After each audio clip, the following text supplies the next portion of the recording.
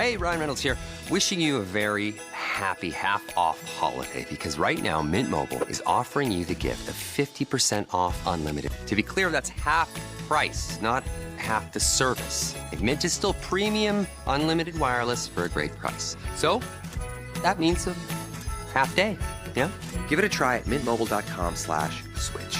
Upfront payment of $45 for 3-month plan, equivalent to $15 per month required. New customer offer for first 3 months only. Speed slow after 35 gigabytes if network's busy. Taxes and fees extra. See mintmobile.com.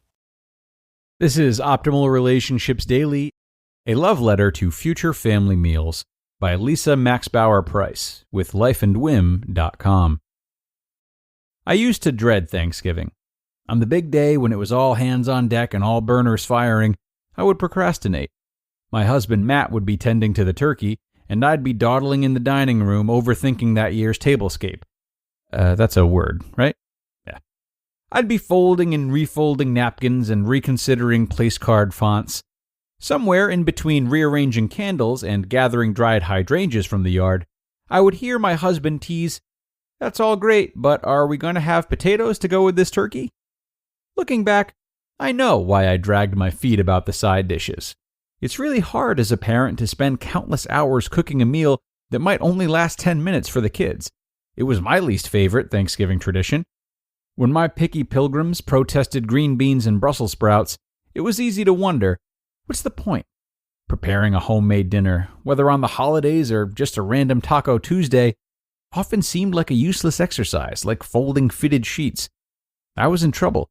I was a foodie who just wanted my kids to enjoy their food. I didn't simply want to sneak veggies into my 3 kids' meals to keep them healthy. Carrot-infused marinara sauce was fine, but the secrecy wasn't going to help transform my sons into brave eaters for their life or their next meal. No, to end the dinner time distress, I needed a fresh approach as a parent and a mediocre home cook. If I wanted long-term results, I'd have to take the long view. Raising good eaters would be more a marathon than a sprint. After nearly 20 years of writing about nutrition and 10 years of parenting, this is what I've learned about getting kids to be curious eaters and reclaiming the joy of family meals. Change the conversation. For starters, I realized the way grown-ups tended to talk about dinner hadn't changed much since the 1950s. The conversation has always been, "Eat it, it's good for you," or "Clean your plate." That didn't seem to work anymore. Today's kids, at least mine, were wondering, what's in it for me? They didn't want to hear me spout off nutrition facts. They wanted memorable experiences and bragging rights. With that in mind, I started introducing my family to some funky, fresh foods from our local farmers markets. The adventurous names alone were enough to pique the kids' interest. Things like green tiger zucchini, dinosaur kale, candy cane beets, and rainbow chard. I mean, what little kid wouldn't want to brag to friends that he'd eaten dragon tongue beans or fairy tale eggplant? Play with your food. Fun-sounding veggies may have been a gateway, but my kids needed more to stay hooked. So I rallied and week after week presented them with crazy textures to touch and explore in the kitchen. I handed the kids some acrylic, kid-friendly knives and told them to chop away and help with meal prep. They dissected a head of red cabbage and joked how it looked like brains. They remarked at the waxy skin of kohlrabi and ran their fingers over the otherworldly bumps of romanesco. We have permission to eat stuff that looks this crazy? Taste the rainbow. We talked colors, too. Slowly, a box of beige crackers seemed boring beside purple fingerling potatoes, indigo tomatoes, and watermelon radish that looked positively tie-dyed. Wow, guys, these veggies are as colorful as candy. Get outdoors.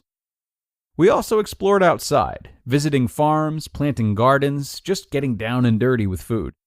I realized my children had become disconnected with what real food looked like. Yes, carrots actually have greens and don't just come washed and peeled in a plastic bag. Empowering my kids to become brave eaters meant helping them recognize exactly what they were seeing at the market and on their plate. I mean, a rutabaga isn't scary once you know what it is. Okay, maybe it's still a little scary. But knowledge is power. I tried to appeal to the senses and to kids' sense of adventure. With time, my family became more daring, snacking on homemade beet chips, deserting on zucchini bread. Some food experiments ended in success. Others were destined for the compost heap. Either way, a shift had happened.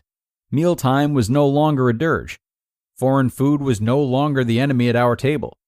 My oldest son even became a food risk-taker. There was nothing he wouldn't try. For his 9th birthday, he hosted a hot chili pepper tasting party. It started with mild bell peppers and moved to more daring offerings. Some kids tasted a pinch of ghost pepper dry spice.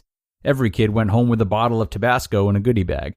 But the real gift that day was all mine. I had done it. I had birthed a brave eater. To keep my ego in check, my middle child remained a healthy food skeptic. But all I'd have to say was, eat brave at the table, and he'd remember our new mantra. It was positive peer pressure at its finest. While this approach didn't make my family perfect eaters, it made us all open-minded at meals. My kids try more foods now and linger at dinner longer, curious of what they'll find. Apple pie crust that's tinted green from spinach juice? Sure, Mom's crazy like that.